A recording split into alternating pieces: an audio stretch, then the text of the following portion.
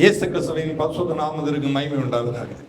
இந்த ஓய்வு நாள் காலை ஆராதனைக்கு வந்திருக்கிற உங்கள் எல்லாரும் இயேசு கிறிஸ்து நாமத்தினால் மிக மிக மிக அன்போடு வரவேற்கிறேன். எல்லாரும் சந்தோஷமா இருக்கிறீங்களாங்க? ஹல்லேலூயா, ஹல்லேலூயா. கர்த்தர் உங்களை ஆசீர்வதிப்பாராக. அழகான கிளைமேட், நமக்கு எவ்வளவு நல்ல மாவட்ட தாழ்வு தந்திருக்கிறார். உலகத்திலேயே எல்லா செழிப்பும் எல்லா கிளைமேட்டும் நல்ல இடம் நம்ம மாவட்டம் தாங்க. இதில் நம்ம பிறந்ததுக்கு ஆண்டவருக்கு நன்றி சொல்லணும். ஹல்லேலூயா. எவ்வளோ அழகான மழை பெய்யுதுங்க. இல்லை, எனக்கு ரொம்ப சந்தோஷமாக இருக்கு. எனக்கு இந்த கிளைமேட் எல்லாம் ரொம்ப பிடிக்கும். ஆனால் நான் இப்போ ரொம்ப நேரம் பேசலை. ஏன்னா நிறைய ப்ரோக்ராமில் இருந்து நிறைய ஜெபம்லாம் பண்ணோம். ஒரு 20 நிமிஷம் தான் தேவனுடைய செய்தி நான் கொடுக்க போகிறேன். எல்லாரும் கவனிக்கணுங்க. ஏசாயா தீர்க்கதரிசியின் புஸ்தகம் 11வது அதிகாரம் அதனுடைய 2வது வசனத்துல தேவ மனிதன் ஆகிய பெரிய தீர்க்கதரிசி ஏசாயா சொல்லுகிறார், ஞானத்தையும் உணர்வையும் அருளும் ஆவியும் ஆலோசனையும் பலனையும் அருளும் ஆவியும் அறிவையும் கர்த்தருக்கு பயப்படுகிற பயத்தையும் அருளும் ஆவியும் ஆகிய கர்த்தருடைய ஆவியானவர் அவர் மேல் தங்கியிருப்பார்.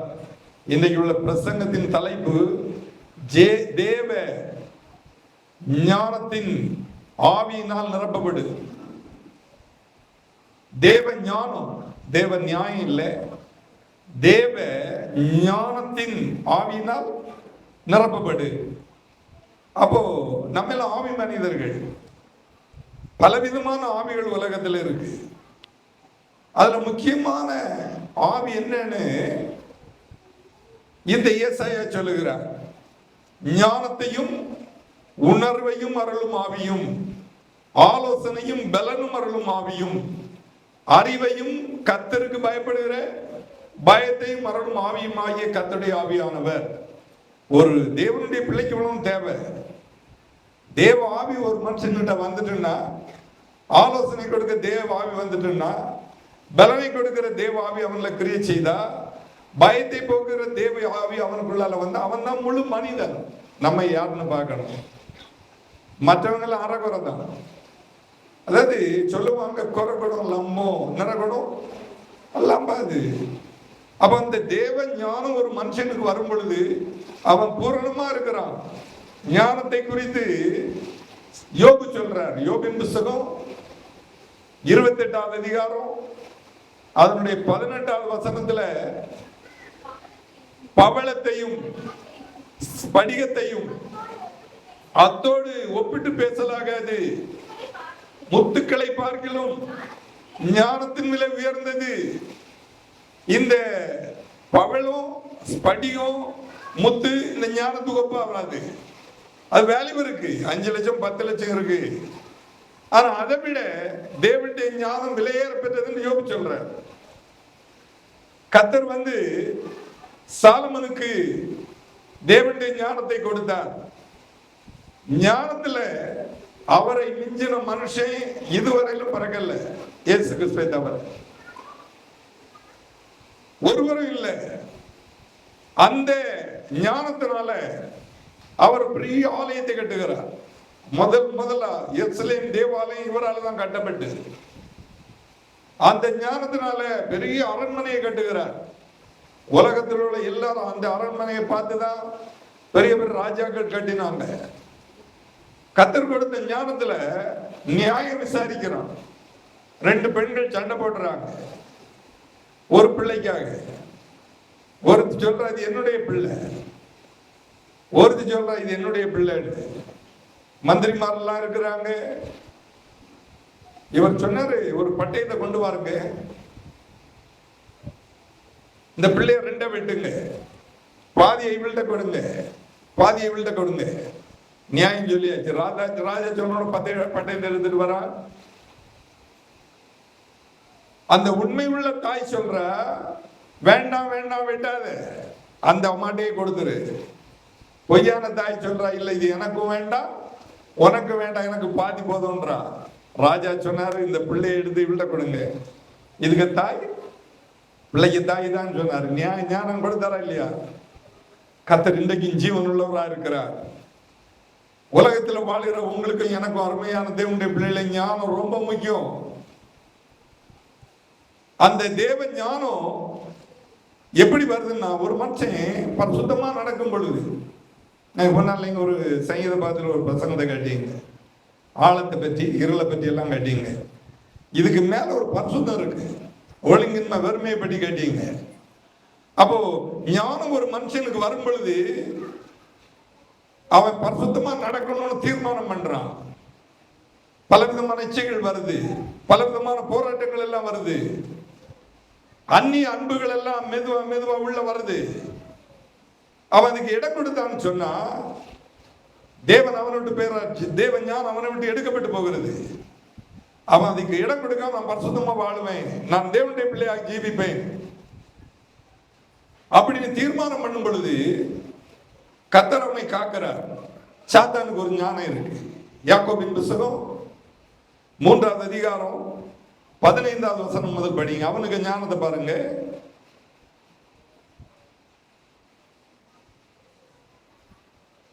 இப்படிப்பட்ட ஞானம் பரத்திலிருந்து இறங்கி வருகிற ஞானமாயிராமல் லௌகீக சம்பந்தமானதும் ஜென்ம சுபாவத்துக்கு உரியதும் பேய்த்தனத்துக்கு அடுத்ததுமாய் இருக்கிறது. அடுத்த வசனம், வைராக்கியமும் விரோதமும் எங்கே உண்டோ அங்கே கலகமும் சகல துச்சைகளும் உண்டு. அப்போ பேய்களுக்கு அடுத்த சாத்தானுக்கு ஒரு ஞானம் இருக்குல்ல, அவன் குழப்பத்தை உண்டாக்குறான். 15வது வசனத்துல இந்த ஞானத்தை பற்றி சொல்ல, இப்படிப்பட்ட ஞானம் பரத்திலிருந்து இல்ல. அப்போ பரத்திலிருந்து வருகிற ஞானம் குழப்பத்தை உண்டாக்காது, சண்டை உண்டாக்காது. ஹிட்லர் வந்து பல ஆயிரம் யூதர்களை கொன்னான்.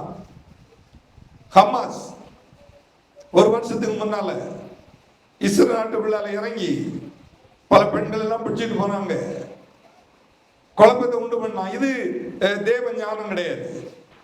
அப்ப தேவ ஞானம் ஒரு மனுஷனுக்குள்ளால வரும் பொழுது அவனை பக்குவப்படுத்துகிறது. சாத்தானுக்கு ஞானம் வரும் பொழுது நய வஞ்சகம் உள்ள ஞானமா இருக்கிறது, அவனுக்கு சமாதானத்தை எல்லாம் எடுக்கிறது. எனவே தேவனுடைய பிள்ளைகளாகிய நமக்கு தேவ ஞானம் தேவை.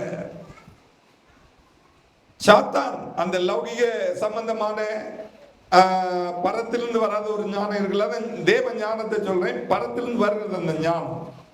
அப்ப சாத்தானுக்கு ஞானம் ஒரு மனுஷனுக்குள்ளால வரும் பொழுது நீ இதை செய், அதை செய், இப்படி நட, அப்படி நட, இதான் லௌகிக சம்பந்தமான காரியம்.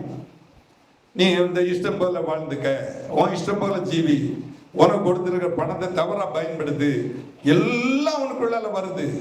நீ இன்னொரு மனைவி வச்சுக்க, இன்னொரு புருஷனை வச்சுக்க, பெற்றார் சொல்றது ஒன்றும் கேட்க வேண்டாம். நம்ம வாழ்கிற காலம் அப்படிப்பட்ட காலம். இதெல்லாம் இந்த லௌகிக சம்பந்தமானது.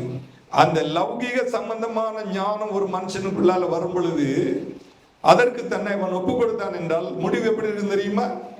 ஏய், நீ தப்பு பண்ணி இருக்கிறா, அவனுக்கு ஒரு மனசாட்சி அடிக்கப்படுது. அது அப்படியே அந்த லௌகிக ஞானம் வந்து அவனுக்கு உதவி செய்யறது போல வந்து அவனுக்கு அவ்வளவு சமாதானத்தை எடுக்கிறது. இதுக்கு முடிவு என்ன தெரியுமா? தற்கொலை செய்தது.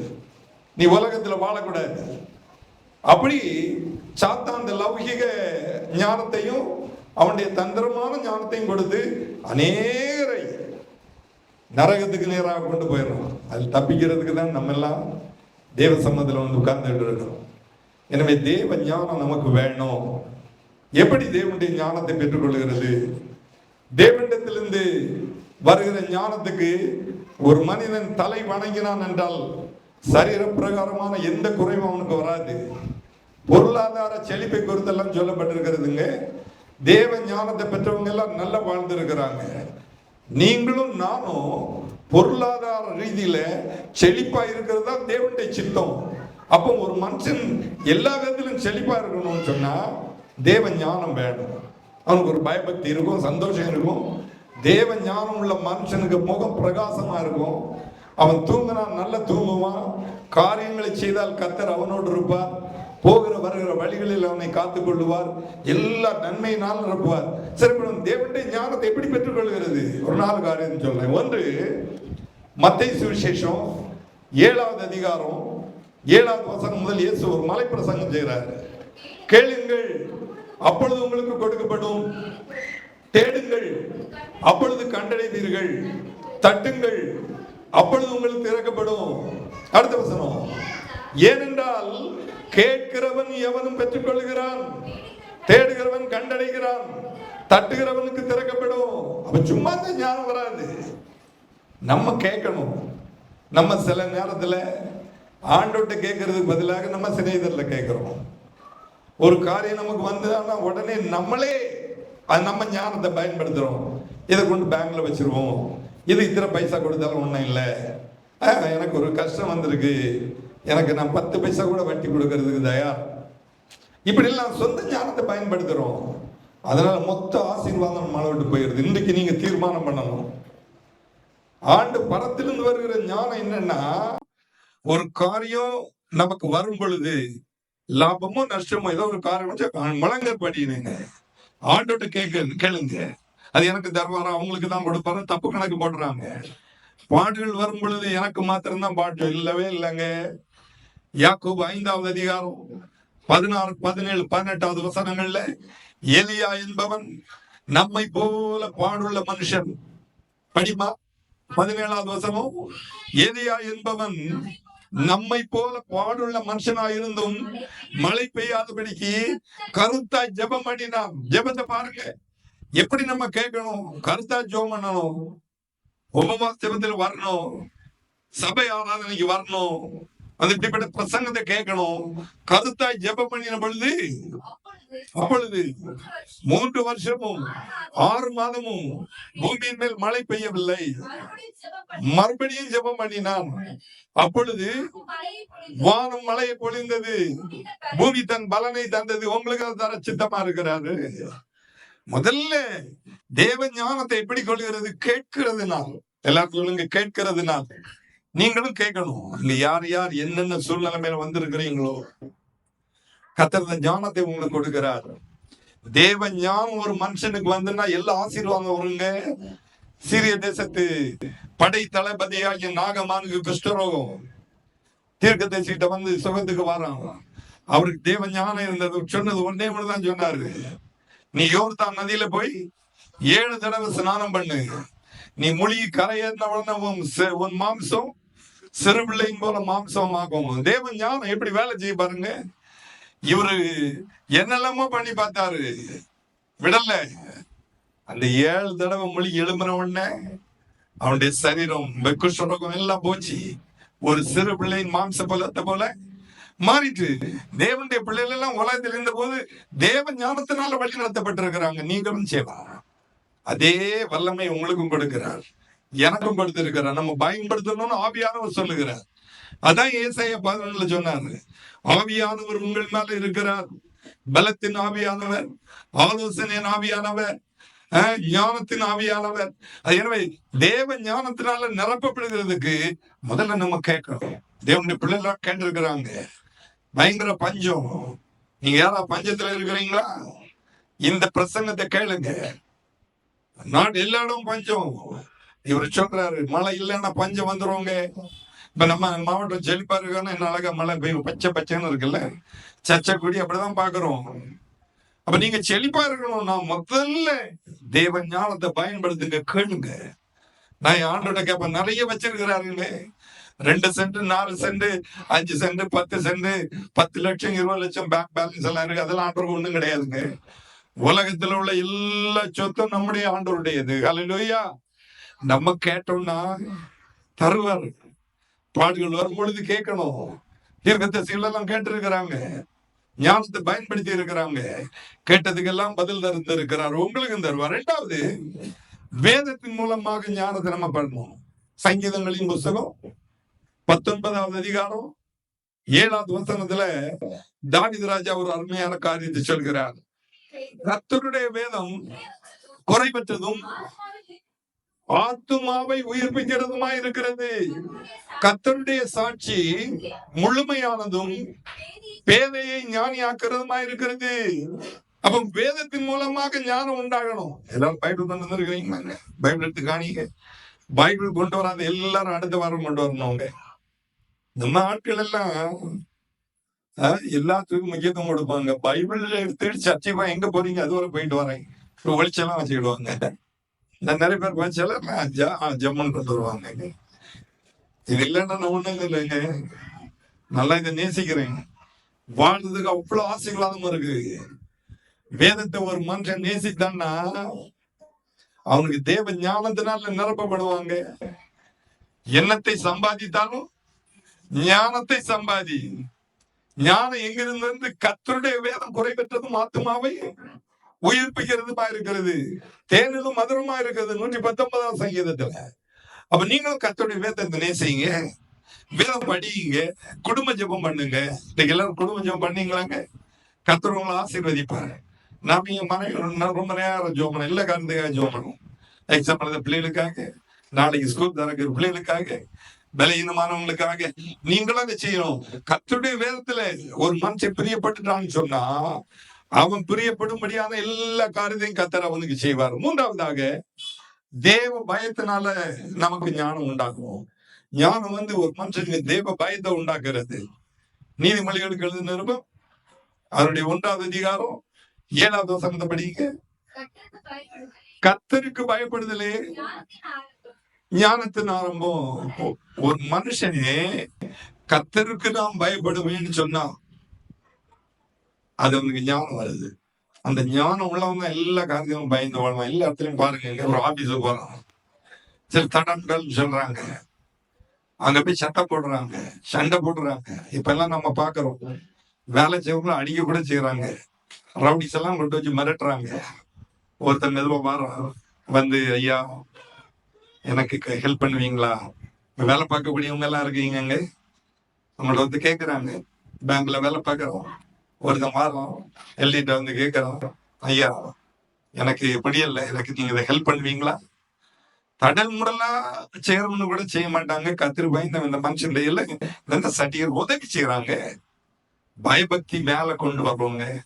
விசுவாசிகளாகி நீங்களும் ஞானப்படுதான் இந்த பயத்தை உங்களுக்குள்ள கொண்டு வாருங்க. 128ஆம் சங்கீதத்தில் சொல்லப்பட்டிருக்கிறது, கர்த்தருக்கு பயந்து அவர் வழிகள் நடக்கிறவன் பாக்கியவான். கர்த்தருக்கு பயந்தவனுக்கு நல்ல மனைவி கிடைக்கிறாங்க, நல்ல பிள்ளைகள் கிடைக்கிறாங்க, நல்ல வேலை கிடைக்கி, நல்ல வீடு கிடைக்கி, அவனுக்கு ஒரு காரியத்திலும் குறைவில்லை. தேவ ஞானம் வரும்பொழுது அவன் கர்த்தருக்கு பயப்படுகிறான். இந்த அனுபவத்துல நீங்க உங்களை காட்டுகிடணும். இன்னொரு காரியம் சொல்லி நான் என் வார்த்தை முடிக்கிறேன்.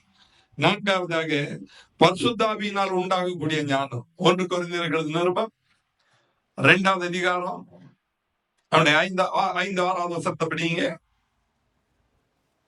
என் பேச்சும் என் பிரசங்கமும் மனுஷ ஞானத்துக்குரிய நய வசனம் உள்ளதா இராமல் ஆவியினாலும் பலத்தினாலும் உறுதிப்படுத்தப்பட்டதா இருந்தது.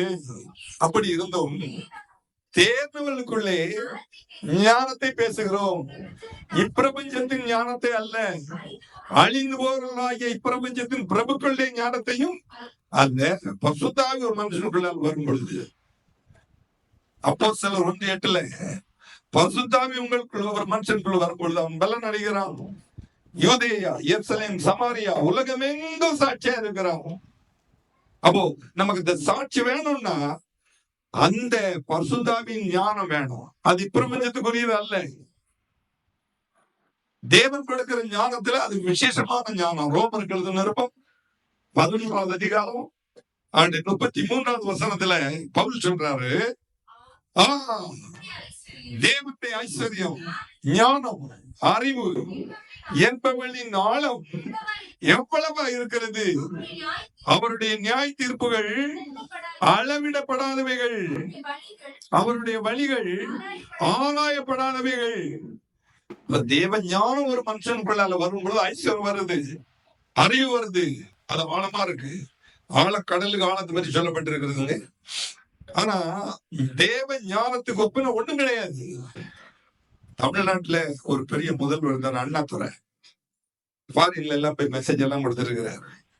ஒரு பெரிய அறிவாளிகள் எல்லாம் இந்த இடத்துல ஒருத்தன் கேட்டான், ஐயா ஞானத்தை பற்றி நீங்க என்ன சொல்றீங்கன்னு கேட்டானா. விளக்கம் சொல்லுங்க. அவர் சொன்னாராம், வெங்காயம்னு சொன்னாராம். நடந்த சம்பவம்.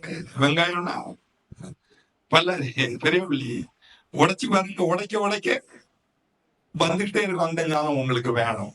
இந்த ஞானத்தினால் நிரப்பப்படுங்க. கர்த்தர் உங்களை ஒரு நாளும் கைவிடவே மாட்டார். அருமையான தேவனுடைய பிள்ளைகளே, தேவ ஞானத்தினால நிரப்பப்படுங்க. உங்களை முழுது ஆண்டுக்கு ஒப்பு கொடுங்க. தேவ ஞானம் எப்படி வருகிறது? கேட்பதனால கேட்கணும். 2வது வேதத்தின் மூலமாக வருகிறது. 3வது தேவ பயத்தினால வருகிறது. 4வது பரிசுத்தாவியினால வருகிறது. இந்த அனுபவத்தை நீங்க கொண்டீங்கன்னா இந்த உலகத்துல கர்த்தர் உங்க கூட இருப்பார். ஒரு குறையும் வைக்க மாட்டார். எல்லா நன்மையினால் இருப்பார்.